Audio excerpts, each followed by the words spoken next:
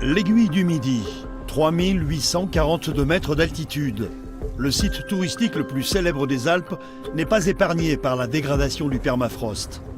Sous haute surveillance, il est truffé de capteurs qui prennent le pouls de la roche en profondeur. On a 3 forages depuis 10 ans qui mesurent en permanence l'évolution de la température de la roche en profondeur. Et également, on a des extensomètres, une dizaine d'extensomètres qui mesurent en permanence l'ouverture et la fermeture des fractures. Après plusieurs éboulements survenus cet été sur les flancs de l'Aiguille, des travaux de consolidation du site ont été confiés à un bureau d'études spécialisé en géotechnique. Un chantier vertical dans des conditions extrêmes a redonné à l'Aiguille un visage plus rassurant.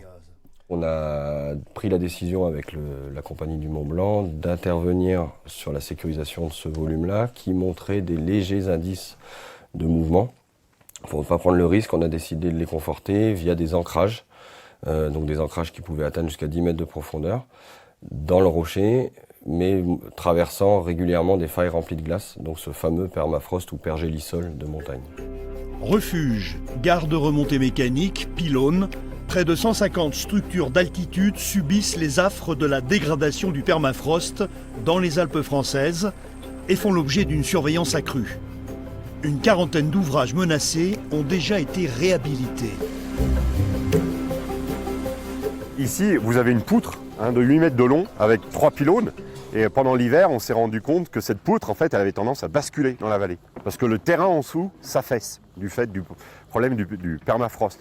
Donc ce qu'on a fait, on a fait des premiers travaux d'urgence pour pouvoir réouvrir à la fin de saison. Et là, maintenant, on fait des travaux de confortement pour être tranquille pour les 20 prochaines années. Coût du chantier, 1 200 000 €. C'est le prix à payer pour sauver les constructions en péril. Mais à l'avenir, il faudra repenser la façon d'aménager la montagne. Ce qu'on aurait peut-être fait il y a 40 ans à 12 mètres, 15 mètres de profondeur, aujourd'hui, on va aller probablement chercher à 20-25 mètres. Voilà. Pourquoi ? Parce qu'il faut aller chercher une assise plus solide et ne plus avoir cette dépendance envers le permafrost comme on l'avait auparavant. Donc ça implique de bien comprendre la géologie du terrain, ça nécessite des études et puis aussi un approfondissement des connaissances sur les conséquences de ce permafrost, comment il se diffuse dans le sol. Et ça, c'est les scientifiques qui travaillent là-dessus.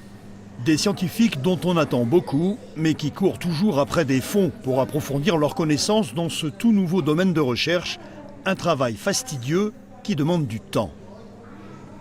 On a toujours parfois une difficulté à être écouté par les gestionnaires qui vont parfois minimiser des problèmes et avoir des solutions et demander des solutions sur le court terme, alors que nous réfléchissons plutôt sur le long terme et plutôt sur ce qui va se passer en 2050 et 2100 et non pas ce qui va se passer en 2021 ou 2022.